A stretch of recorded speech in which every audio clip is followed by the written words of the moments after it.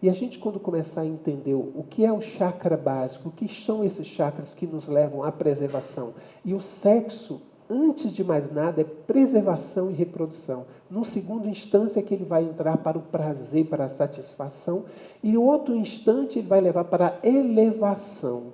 É um elevador que vai trazendo a consciência para níveis cada vez mais altos. Mas à medida que essa consciência sobe, ela não elimina os níveis inferiores, ela assenta-se sobre eles, como uma escada com os seus degraus.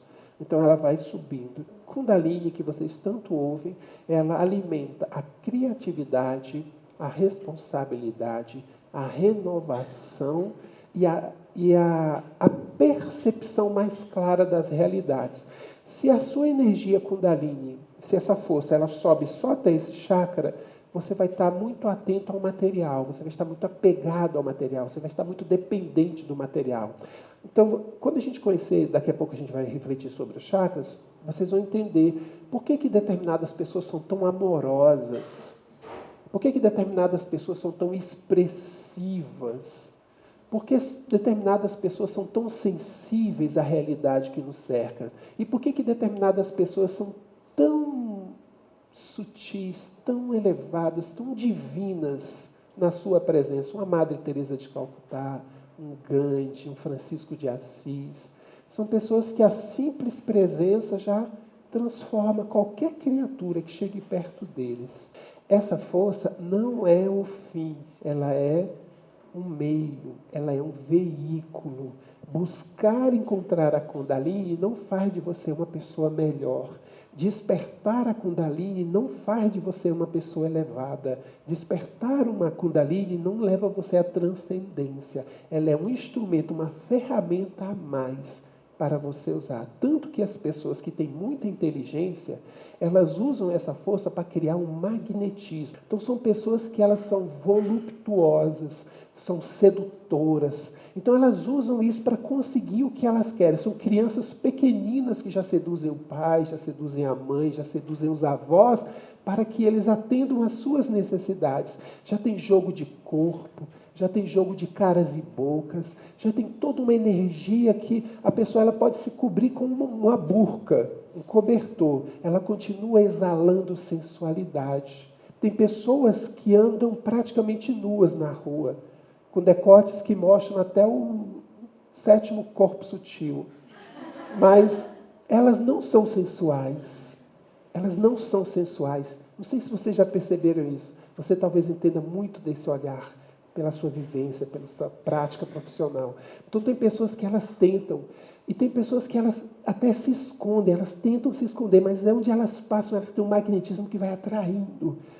E essa força Kundalini, o magnetismo dela é talvez a força mais de maior atração que exista. Então, quando um animal está no cio, todos os animais da espécie ficam malucos.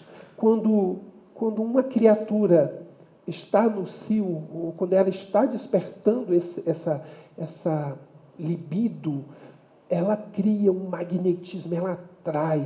E tem gente que usa isso de forma indevida, para controlar, para manter sob prisão. Então tem pessoas que estão em relacionamentos e que o relacionamento é um verdadeiro inferno. E por que elas não saem? Porque elas estão presas a essa força. Quando ela consegue criar um padrãozinho de consciência que ela vai saindo, um dos parceiros movimenta o sexo e joga a coleira e ela fica ali presa. Essa força é primordial. É a partir dela que nós nos manifestamos na vida. É a partir dela que o concreto se realiza. Todo o poder de criação do artista, do músico, do pintor, do atleta, ela vem quando ele entende, primeiro, qual é o seu potencial e quando ele consegue acessar conscientemente essa força e ele movimenta, a criatividade vem. A pessoa senta, ela produz textos, pinta, faz música, ela inventa movimentos diferentes na sua arte, porque essa força, ela expande, ela faz com que a gente cresça. Então, ela é muito importante. Então, lembre-se disso. Ela não está ligada apenas ao sexo, mas ela é uma das forças que mais prende as criaturas. A Kundalini, lembrem-se, é muito importante. Ela cria, ela produz, ela realiza, ela manifesta. Todas as vezes que você não consegue produzir, criar, inovar, manifestar, o seu potencial energético da Kundalini está defasado. Você está com problema nessas energias. Você não precisa ser dominado pelos maus, pelos negativos, pelos pessimistas. Então, quando você recebe o primeiro impacto daquela pessoa, você viu a crise, você viu isso, você viu fulano, lágrima de crocodilo, tal. Aí, quando você ouve aquele comentário, você é isso mesmo, aí você entrou no movimento. A força que ele trazia envolve você. Você entra no mesmo padrão. Você está sujeito a todas as influências que o afetam. É como se você ligasse o seu computador no computador dele. E todas as informações de um circulam para o outro. E aí entra um vírus. E ele se altera à medida que você tem força e define o que você pensa e o que você sente. Então, se alguém chega com informações negativas e você contrapõe com energias positivas, mas você viu que crise? Não, mas vai melhorar, com certeza vai melhorar, vamos trabalhar, que a gente vai sair dessa. Você viu os políticos? Não, vai ter uma renovação, vai ter uma eleição aí, a gente vai escolher novos candidatos. Você viu? E você contrapõe, porque você traz o equilíbrio, você traz, e o seu campo áureo influencia o outro. Você não é influenciado. Nós temos a opção de fazer isso. Nós temos sim.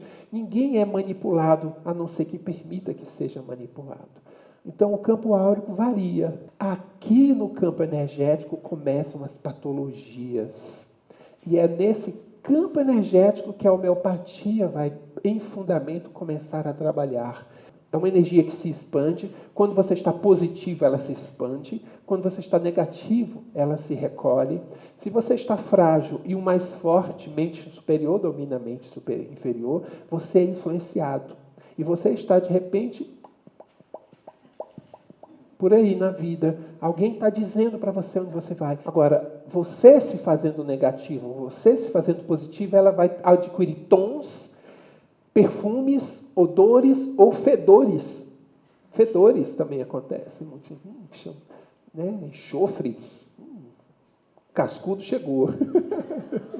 O que é positivo no plano sutil respeita a sua individualidade. Os seus anjos da guarda, os seus protetores espirituais, os seus guias respeitam o seu espaço de individualidade e a sua privacidade. A estrutura, como nós precisamos de energia elétrica para existirmos enquanto sociedade, e existem centros, usinas que produzem essa energia, em níveis sutis existem usinas que produzem energias densas. E de onde que se alimenta essa usina? Kundalini. Não é só energia no nível concreto, é energia em níveis sutis. E essa é uma informação que mexe com a curiosidade de muita gente.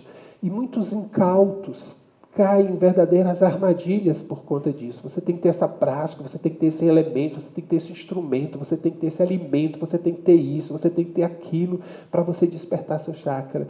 Tudo que vem de fora pode até contribuir, mas não é o que faz a diferença, é o que está dentro de você. É principalmente o uso da sua consciência. E eu vou estabelecer, sempre retomando a ideia de que consciência é a percepção clara do que se é, de onde se veio e qual o resultado. Quando você faz uma coisa, você se dirige para alguém e você sabe, eu estou indo para isso, eu sei o que eu estou fazendo e eu sei qual o resultado do que eu estou fazendo, você está tendo consciência. E eu estou arcando com todas as responsabilidades por isso que eu estou fazendo. Isso é consciência, isso é despertar da consciência. E isso não vem com a abertura de chácara. Chácara movimenta energia. Chakra movimenta energia. Chakra não movimenta consciência. Consciência é o próprio ser. O chakra não faz de você uma... Eu abri meu chakra, o quarto chakra, o quinto chakra, o sexto chakra, o sétimo chakra. Eu abri a fazenda inteira. Né? Entendeu a piada? Uma oração que você faça, a oração ela já cria um campo energético. Uma oração, uma prece, um pensamento positivo. Não, eu vou olhar para essa pessoa com um olhar diferente, hoje eu vou ter paciência com ela, eu vou ter paciência com ela.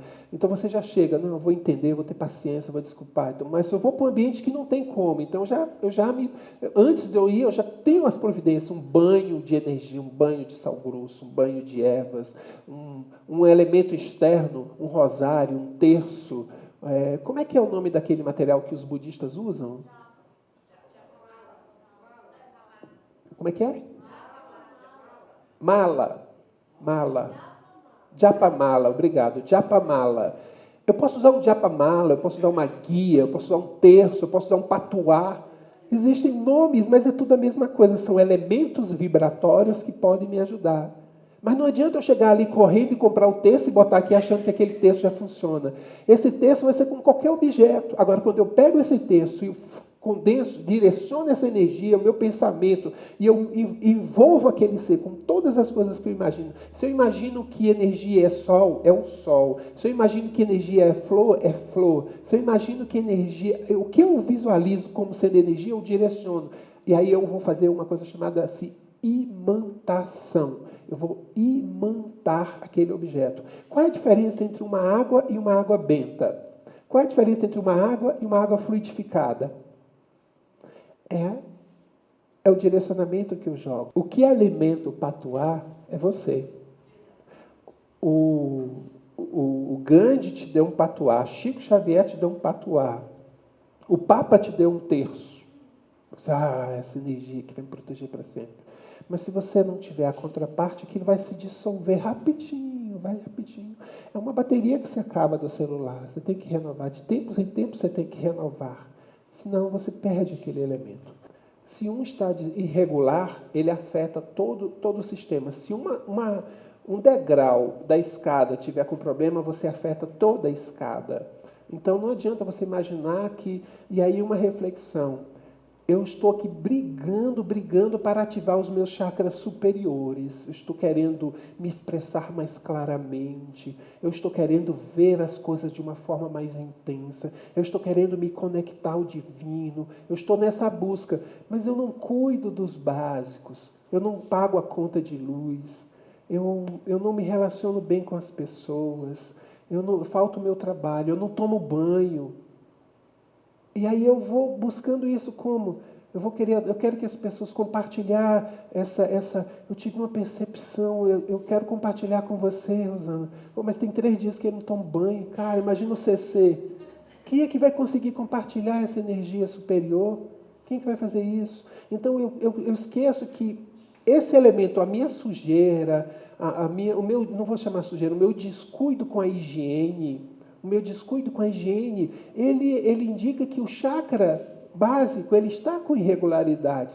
O meu apelo sexual, onde eu olho eu vejo uma bunda, eu estou com chakra irregular. Eu só vejo sexo em tudo. Se eu consigo apenas pensar no poder, no controle, esse chakra, o outro aqui está em desequilíbrio. Então, peraí, não adianta. A minha postura, as minhas doenças, elas falam de como está o meu chakra. Não é o chakra que causa aquele problema. Então, não é o chakra sacral, por exemplo, que está provocando a sífilis ou a gonorreia ou qualquer outra doença sexualmente transmissível. Isso indica que aquele chakra está irregular, por isso que aquela força adquiriu. Por que pessoas que têm uma relação sexual com X não adquirem uma doença venérea e o outro tem com X e adquire a doença venérea? Por quê? Então, esse movimento de energia está irregular. Esses são chamados chakras básicos, os inferiores. O chakra básico, ele trabalha com as questões físicas, a segurança, a sobrevivência, a proteção. Esse é o segundo chakra. O segundo chakra chama-se chakra sacral. Ele cuida da sexualidade e da criatividade. É aqui que a energia começa a se desenvolver. Esse é o terceiro chakra inferior, também chamado chakra plexo solar. E aqui está o ego, a vontade, o poder, a intenção, o desejo, tudo se concentra aqui. Esse é o chakra intermediário, chamado chakra cardíaco. Aqui os afetos, as emoções superiores já começam a se desenvolver. não só a paixão está lá no chakra do sexo, aqui está o amor mais amplo. Esse é o chamado chakra laríngeo, está nessa região e ele tem a ver com a capacidade de expressão. Por que pessoas têm muitos problemas de amigdalite, infecções? É indicativo de que a expressão está falha, não está conseguindo deixar claras suas ideias. Esse é o chakra chamado frontal. Ele fica aqui, é o terceiro olho. Ele nos leva à ampliação do nosso intelecto e uma percepção dos campos sutis. E esse é o sétimo chakra, ele fica aqui voltado para cima. É o que nos conecta diretamente com o divino, com o sagrado. É o chakra coronário, ele está na coroa. É o despertar de uma consciência mais ampla. Nós temos outros chakras chamados chakras menores.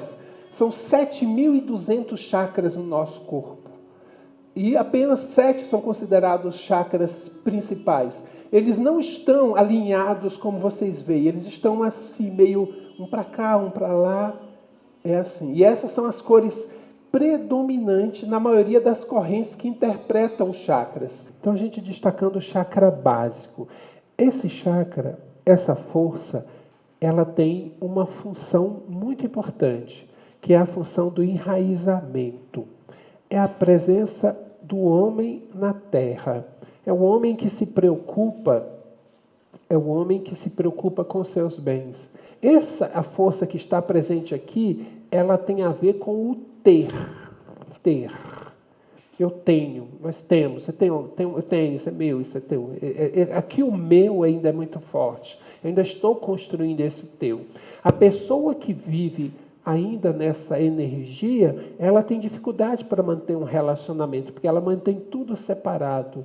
Ela disputa, ela briga, ela quer o melhor para ela. O nosso instinto de sobrevivência nos leva a buscar sempre o aconchego, a segurança, o conforto. Se você abre mão disso de alguma forma, se você despreza isso, você está com distúrbios nesse ponto. E se você está com distúrbios nessa área, você vai ter problemas de saúde referentes a isso, tá? Ele é que trabalha o processo de sustentação, o esqueleto, as nossas bases. É muito importante destacar essa ideia. Chakra básico tem a ver com bases, fundamentos, alicerce. Todas as coisas que exigem elevação, elas não podem estar flutuando. Há uma passagem do Evangelho onde Jesus afirma que nós devemos construir a nossa casa na solidez da rocha. Não construa sua casa na areia, porque as águas vêm e a levarão. As águas aqui podem ser representadas pelas emoções, pelos desregramentos dos sentimentos. Entende esse elemento simbólico? Então, quando você consegue entender que o desequilíbrio material ele vai impossibilitar você de qualquer outra estruturação, não é que você vai se tornar apegado, mas você precisa ter respeito a isso. Você não vai viver em função disso. Tem um ditado popular que diz assim, que em casa quer casa. Já ouviram esse ditado? Então essa informação, esse quer casa, é isso, eu quero matéria, eu quero uma. Qual é o princípio básico da existência humana? Abrigo, proteção e alimentação. Num segundo momento é que vem a reprodução, mas eu preciso me alimentar. Ninguém pensa com a barriga vazia. Ninguém que está preocupado, com medo, consegue se concentrar. Né? Se você tem alguma insegurança por alguma questão material, se alguma preocupação, algum medo com os elementos concretos, você não vai fluir. Degusta. Se você não degusta a vida, você está com distúrbio no chakra básico. E você precisa resolver isso. Deguste. Sabe, sinta o gelo do sorvete, o calor do chá. Sabe, sinta aquilo ali, sabe. Vá comer, beber, sabe? Tudo você precisa sentir, você precisa estar na Terra. Você está na Terra, você é humano. que você precisa viver as coisas do humano. Você tem que ter zelo com as coisas que lhe pertencem. E ter zelo com as coisas que pertencem aos outros. É a mãe que vê o filho detonando a casa do outro, arrebentando com tudo. E, ai, que bonito. Nossa, meu filho. Ai, quebrou, desculpa, tudo bem, mas paga o que você quebrou. Não traz outro de novo para botar, sabe? Não tem cuidado, não tem atenção, não tem zelo com o material. O chakra básico em equilíbrio, ele implica nisso.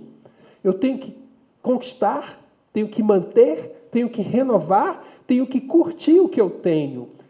Olha só, eu estou convidando vocês a tirarem os olhos lá de cima e jogarem os olhos aqui para baixo. Pá, olhar para o concreto, sabe? O que está faltando na minha casa? Está faltando na hora de uma pintura na minha casa. Poxa, está na hora de trocar isso, está na hora de fazer isso. Aqui, ainda o individual, você tem que brigar pelo seu espaço. Tem gente que quer entrar numa relação a dois, mas ela não tem nem para ela. Não tem equilíbrio, não tem maturidade, ela não tem, como diz o outro, não tem eira nem beira. Você tem que construir sua eira, sua beira, sua tribeira. Você tem que se preocupar com isso, sim. Ah, mas aí não precisa disso, essa coisa de quem é apegado. Não, cuida sim. Não é só essa coisa, vamos agora fazer uma meditação, um desdobramento, vamos agora transcender, abrir a porta, Isso é outro nível, outra instância. Eu não chego lá se eu não estiver aqui. Ninguém pensa, ninguém medita com fome, com frio, com medo. No segundo chakra, já começa a se desenvolver uma coisa muito especial. A sua identificação, a sua identidade, o seu nível. É isso aqui que eu sou. Esse chakra, a partir desse chakra, começa a se desenvolver o equilíbrio, a coordenação. A partir daqui você já tem controle sobre esse equilíbrio, sobre a sua postura corporal, sobre a sua coordenação motora. Você já consegue fazer coisas ao mesmo tempo. Enquanto você não consegue ter equilíbrio, você é desequilibrado nas suas finanças, nas suas emoções, no seu corpo, as energias ainda não estão vibrando e pulsando nesse nível, nessa instância. Os seus problemas estão em níveis mais abaixo. Isso já vai ajudar você a escolher medicamentos, avaliar qual é a postura, qual é o direcionamento que você vai dar. Conhecendo os chakras e conhecendo a problemática da pessoa, você já começa a ter uma noção de, vou trabalhar por aqui, vou explorar isso aqui. Você pode afirmar que até então, antes de chegar aqui, essa pessoa é uma desequilibrada. Você é desequilibrado. Não se ofendam quando alguém falar que você é desequilibrado. Nós todos somos desequilibrados. Simbolicamente, o desequilíbrio do chakra ou a identificação com o chakra mostra o seu grau de consciência em relação ao todo. No chakra umbilical, esse chakra ele já começa a trabalhar o coletivo social e a relação com o outro. E tem uma forma muito interessante que eu descobri de perceber que pessoas que estão com desequilíbrio no chakra umbilical. Quer ver? Eu vou escolher duas pessoas para fazer um experimento aqui. Eu vou chamar duas pessoas. Vou chamar a Cris e a Cris, as duas Cris. Venham cá vocês duas. Você e você. Venham cá vocês duas. Venham cá, por favor. Não, olha só. Olha só, observem aqui interessante. Troquem um abraço. Troquem um abraço. Parem agora no abraço. Parem aí, parem. Dá uma olhadinha para essa, Cris. Agora, sai, pode soltar o abraço. Pode, não, pode ficar aqui. Não, pode ficar. Vocês conseguiram visualmente, nesse abraço, perceber alguma coisa nela? Diferente dela? Ela não encosta. Ela não encosta. Ela faz um movimento para encostar. Ela não, ela abraça assim. Ela abraça assim. Assim. Ela já abraça, ela já traz a presença. João, com licença. Entende? A gente, nesses detalhes, a gente vai percebendo essa região toda que trata sobre as emoções, a afeto, a sociabilização. E quando a pessoa ela tem essa dificuldade inconsciente, porque ela não tem a consciência, porque conscientemente ela é muito carinhosa, muito afetuosa, muito próxima. Mas ela, inconsciente, ela acabou de dizer que ela tem problemas com a sociabilização, que ela tem problemas e dificuldades com a proximidade, com a intimidade, com a entrega. Desculpa estar te revelando.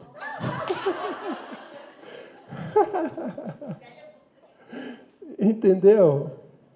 Tem duas ideias que eu quero que vocês levem também quando pensarem no chakra umbilical. Ele tem a ver com a autoconfiança. Autoconfiança.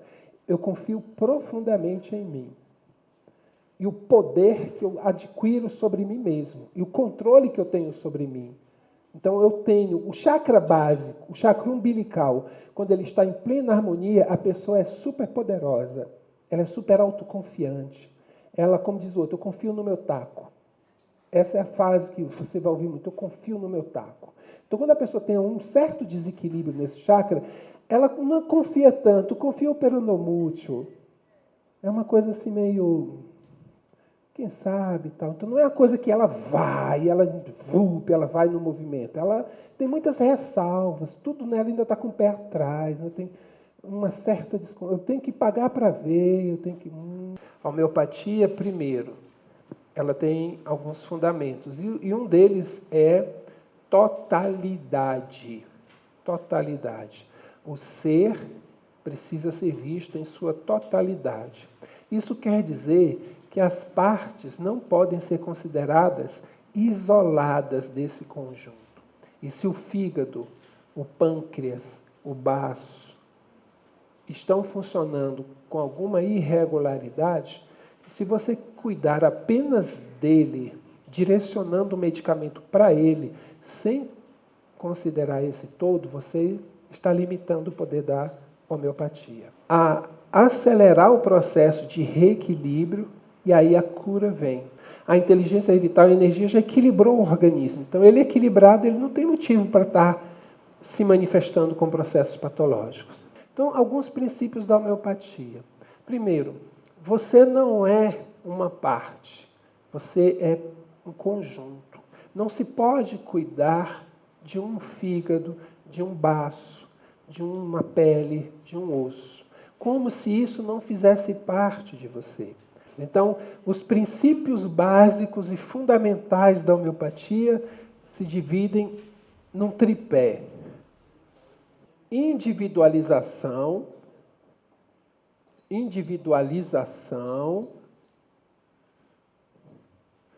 doses infinitesimais,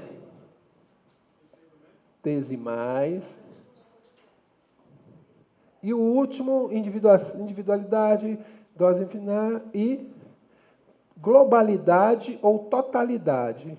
Globalidade ou totalidade. Se você não respeitar esses três princípios, você está fazendo tudo, menos trabalhar com homeopatia. Exige-se que você tenha esses três elementos. Você está trabalhando o indivíduo, todo mundo que chega para você reclamando de cólica, você dá o mesmo remédio? Todo mundo que chega reclamando de dor de cabeça, você dá o mesmo remédio? Não, então você está errado. Individualização. Primeiro princípio. Segundo, doses infinitesimais. Eu quero relembrar a quarta lei de cura de Hering, que diz assim: os sintomas retornam na ordem inversa de seu aparecimento. Quando você começa a fazer um tratamento homeopático, os sintomas que você teve aparecem. Como é que eu sei que aquilo que está aparecendo agora é um sintoma e não é patogenesia? Não é uma coisa provocada pelo medicamento. O medicamento, vocês têm aí, por exemplo, abram um livro de vocês hoje, Aconitum Napellus. Aconitum Napellus, o primeiro aí. Na segunda página, escolha 3 características e leia para mim. Ansiedade, medo, depressão, covarde, agitação. Vou parar por aqui. Agitação.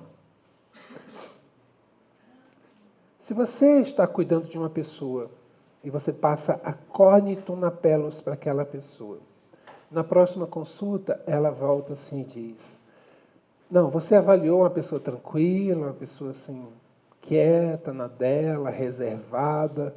Aí no mês seguinte que ela volta toda agitada. Toda, nossa, que isso, falando rápido, toda incomodada, muito agitada. Você pergunta, você já percebeu essa sua agitação? É verdade, eu estou agitado. Você consegue lembrar de algum momento anterior na sua vida em que você teve essa agitação? Nunca. Nunca tive agitação na minha vida. Então aqui existe a possibilidade de um medicamento ter provocado. Isso é patogenesia. Deu para entender essa ideia? E aí está dentro de um elemento dos mitos a serem eliminados. Se a homeopatia não faz bem, mal é que não faz. Faz sim. Não leva a óbito, mas faz mal. Eu não vou eliminar um medicamento só por causa de um sintoma. Eu dei o exemplo da agitação só para ilustrar. Mas eu preciso de uma série de elementos, pelo menos uns 5, para dizer realmente aqui eu estou provocando. Mas só por um eu não vou tirar a agitação. Porque às vezes a pessoa diz assim, não, eu nunca tive esse problema, mas ela não lembra. Ela não lembra quando ela tinha 15 anos, ela não lembra quando ela tinha 10 anos. Ela podia ser uma criança muito agitada.